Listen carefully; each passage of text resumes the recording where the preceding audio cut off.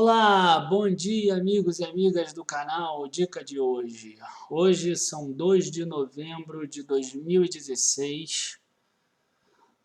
Meu nome é Daniel Nigri e hoje vamos fazer um giro rápido pelos balanços. Escolhi 3 empresas para que a gente analise rapidamente alguns números de cada uma delas.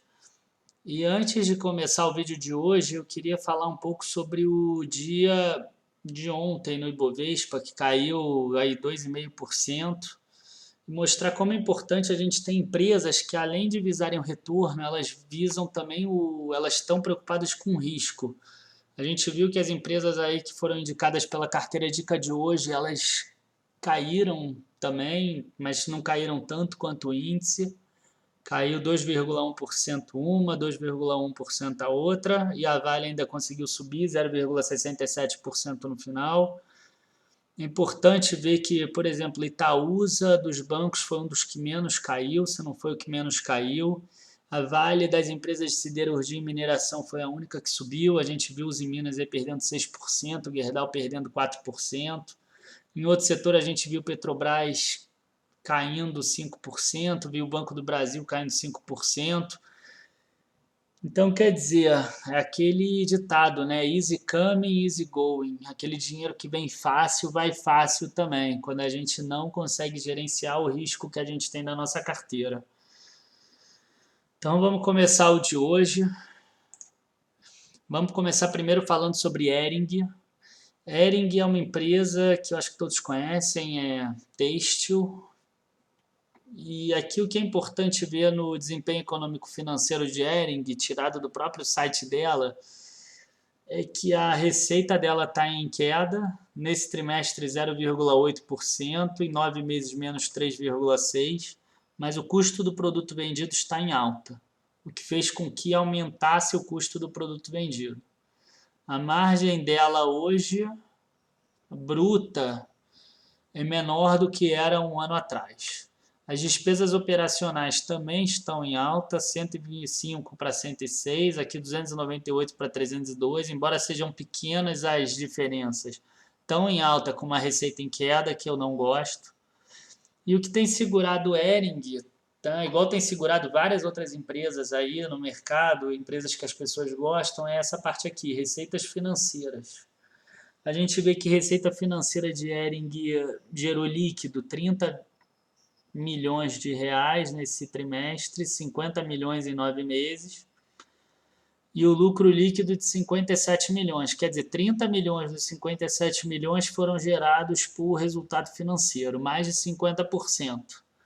Quando, por exemplo, há um ano atrás, era 11 milhões de 97 milhões, era 12%, que também não é certo esse número, porque existe um não recorrente aqui, ó, impostos correntes, impostos diferidos. Teve um não recorrente aqui em termos de impostos, que eles puderam não pagar impostos e ainda receberam dinheiro. E aí, o que acontece, gente? Vamos ver então esse resultado financeiro, se foi pelo menos de aplicações financeiras de Hering, né? Às vezes aumentou muito caixa, aplicação financeira não é a melhor forma, mas enfim, mantém a empresa no período de crise, pelo menos dando lucro. A gente vê que 16,7 milhões dos 30 milhões foi referente a uma ação judicial relativa ao empréstimo compulsório efetuado à Eletrobras nas décadas de 80 e 90. Então, na verdade, tirando o não recorrente, tá? Esse lucro aqui deveria ter sido 41 milhões, o que já é bem preocupante. Seria uma queda expressiva.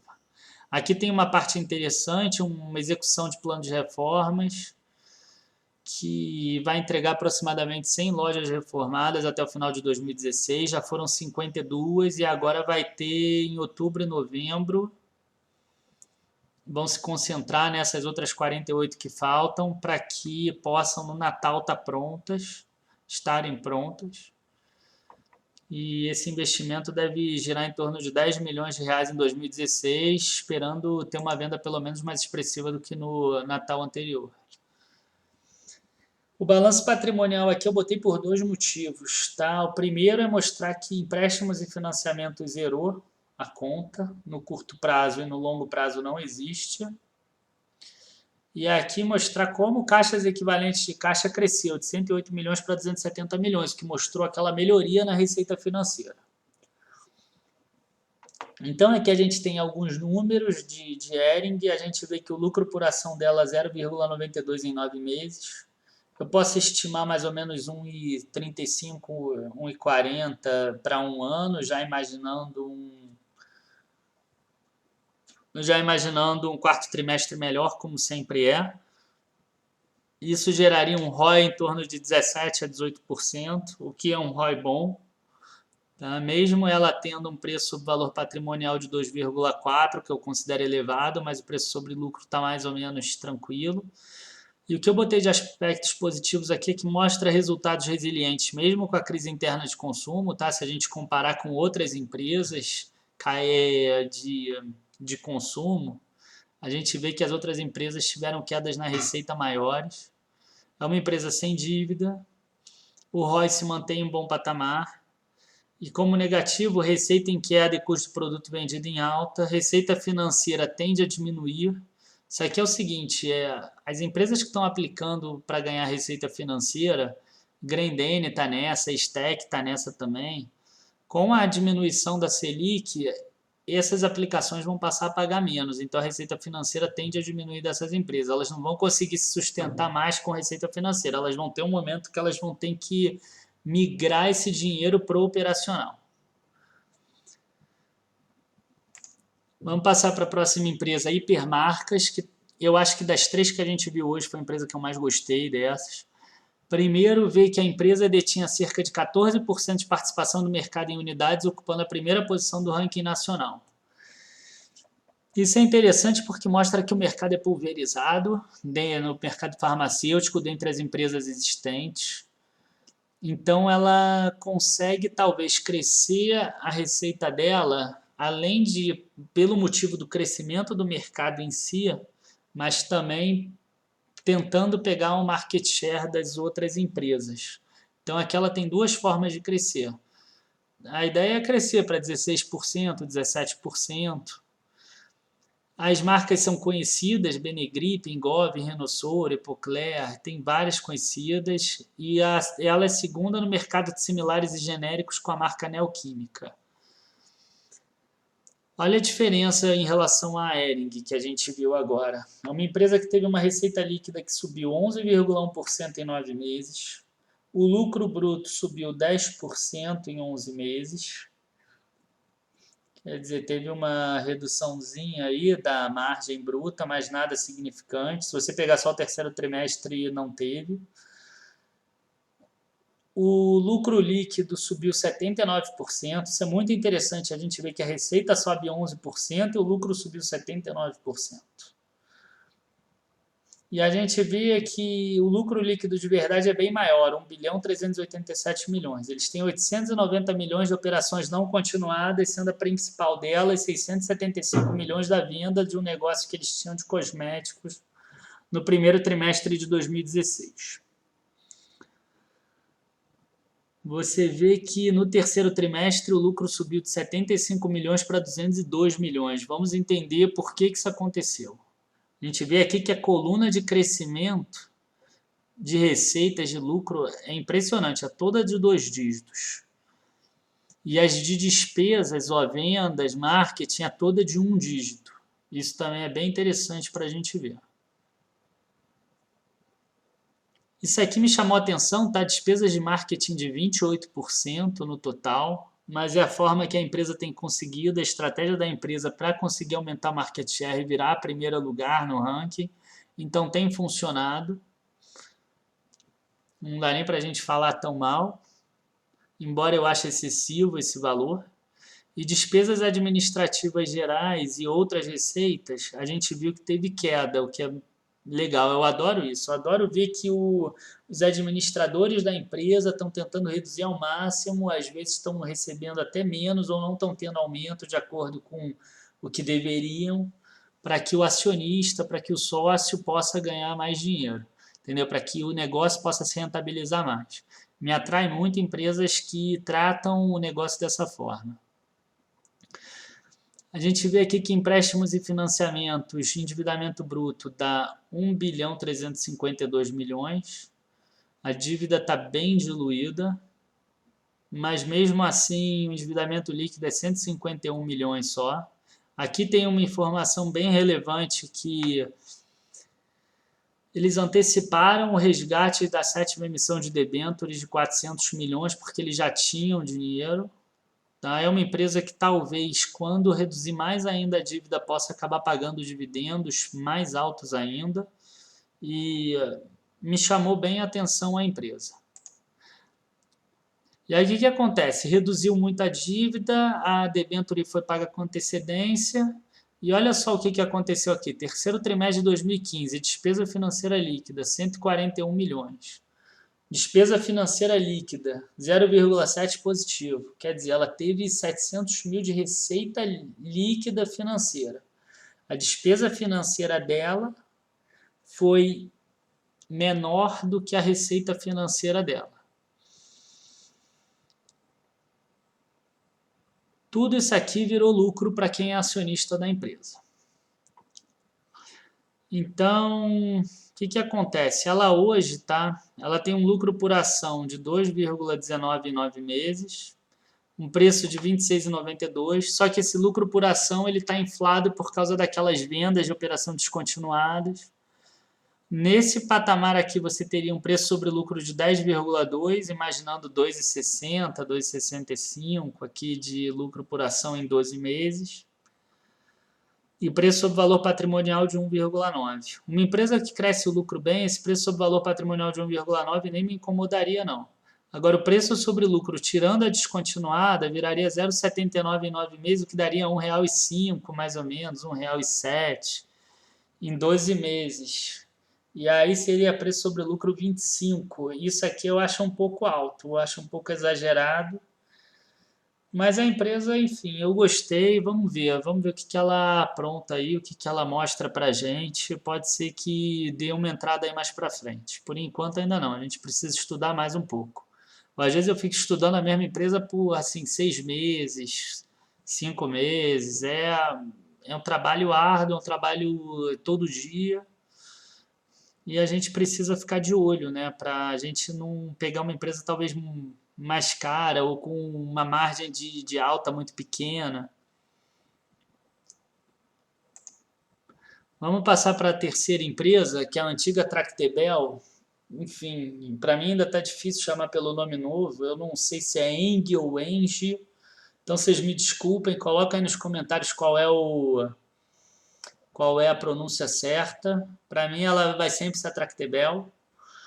E aqui a gente vê um resultado um pouco parecido com a Hering em termos de receita, queda um pouco da receita. A gente vê aqui que a energia vendida caiu na mesma proporção. A gente vê que a produção caiu também, mas aqui o que mais importa é que a gente produziu 5.100 megawatts médio diários e só vendeu 3.900 megawatts, então existe uma capacidade aqui extra para venda, se tiver demanda para isso. Então é importante, se o Brasil crescer, se a empresa tiver mais demanda, ela vai ter um crescimento já automático, ela não vai precisar fazer investimentos para ter esse crescimento. E a gente vê aqui a dívida líquida caiu bastante, que é o interessante. E mesmo com a receita caindo, isso aqui destoa um pouco daquela Hering do início, o lucro subiu. Então aqui sim teve um trabalho para que seja diminuído o custo e as despesas da empresa, o que aqui é interessante.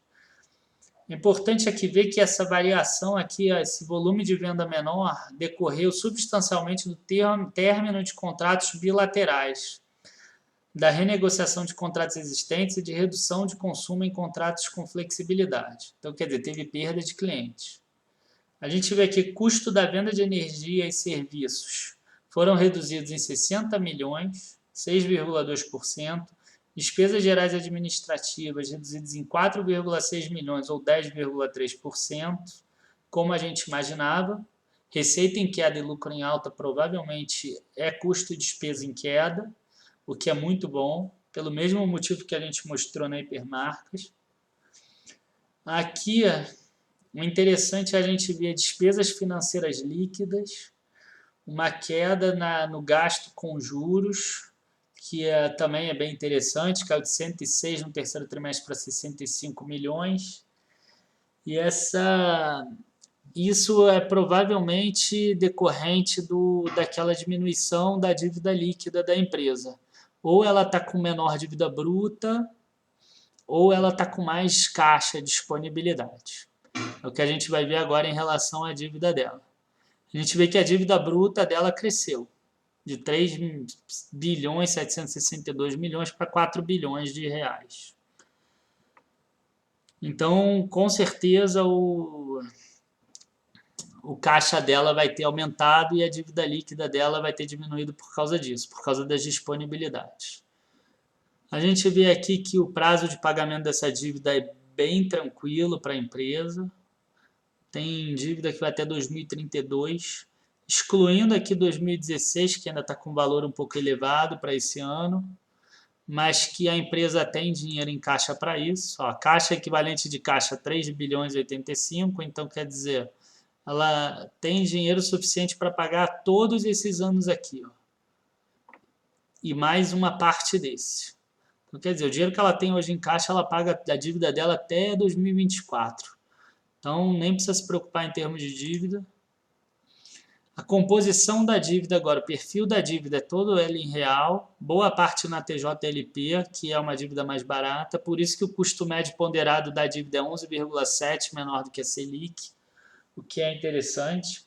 Mas mesmo assim, se a gente pegar 4 bilhões vezes 12%, a gente vai chegar em 480 milhões de reais, que é um valor bem considerável em termos de juros para pagar de dívida. Em torno disso, tá? Isso é uma conta de padaria, varia um pouco.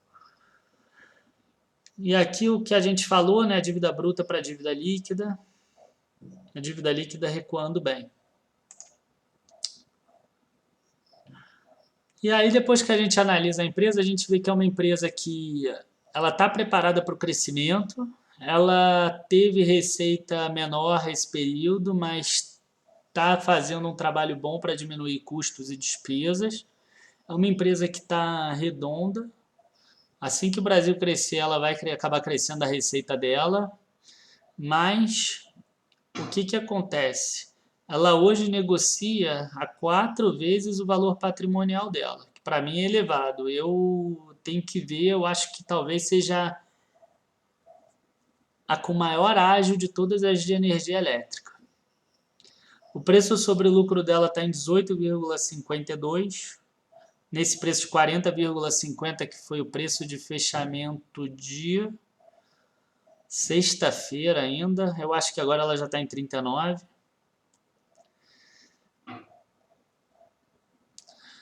E eu queria mostrar o seguinte aqui. De pontos positivos, a gente vê que tem um baixo endividamento, produção excedente, quer dizer, ela pode recuperar, ela tem já energia para quando o mercado crescer de novo, que já deve acontecer a partir de 2017, e redução de custos, o que gera um maior lucro. Negativo, que alguns clientes largaram, menos clientes, o que gerou uma receita menor, menos energia vendida. A receita financeira tende a diminuir com a queda da Selic, mesma coisa explicada nas outras duas. E a ação defensiva contra Ibovespa e um pouco cara. Por que eu botei esse gráfico aqui em cima? Tá? Para mostrar o que é uma ação defensiva num gráfico. A gente vê aqui que no início, enquanto o Ibovespa caía, o Ibovespa caiu de 100 para 85 na base 100 aqui. E ela caiu de 100 para em torno de 92. Então, quer dizer, enquanto o Ibovespa perdeu 15%, ela perdeu só 7%. Então, quer dizer, na queda do Ibovespa, ela cai menos do que o Ibovespa. Agora, quando o Ibovespa entrou numa trajetória de alta, que ele passou de 85 para 135, mais ou menos nessa base, e a gente bota 50,85, a gente está falando em torno de 60%, talvez um pouco mais. ela passou de 92 para 115. A gente está falando de 27 pontos em 92, a gente está falando de 30%, 31%. Isso é uma empresa defensiva. No momento de alta, ela vai crescer menos que o índice. Ela serve para aqueles investidores que são ultra conservadores, que não se incomodam de perder para o índice, mas que têm horror, por exemplo, a ver o capital dele cair 15% em um mês, por exemplo. Então, esse tipo de empresa é uma empresa boa. Eu só acho ela um pouco puxada aqui o preço sobre o valor patrimonial. Você aqui, para pagar esse valor por ela, você já está imaginando um crescimento sustentável ao longo dos próximos anos, que ela tem energia para vender para isso. Bom, eu espero que vocês tenham gostado desses 3 exemplos. Se vocês quiserem outros exemplos, vocês coloquem aí embaixo nos comentários, por favor. Avisem as empresas que vocês queriam que analisassem. Se vocês não gostaram desse modelo, eu vou tentar fazer um outro modelo. Não sei se ficou um pouco cansativo. Eu tento não me ater muito em detalhes, mas, cara, eu não consigo. Eu acabo que eu gosto de esmiuçar mesmo as empresas. E se vocês gostaram aí do canal, se inscrevam no canal. Se vocês curtiram o vídeo, curtam, compartilhem com os amigos, mostrem para as pessoas. Tá? É muito importante esse trabalho que a gente está fazendo de abrir aí a mente das pessoas para uma educação financeira, para que elas vejam as empresas como não como um gráfico, né? Não como candles ou como tendências ou como nada disso, mas como uma forma da gente virar sócio delas e a gente conseguir ganhar dinheiro com o crescimento delas. Eu queria agradecer a todos por ficar até agora e boa tarde para vocês. Bom feriado também. Abraços.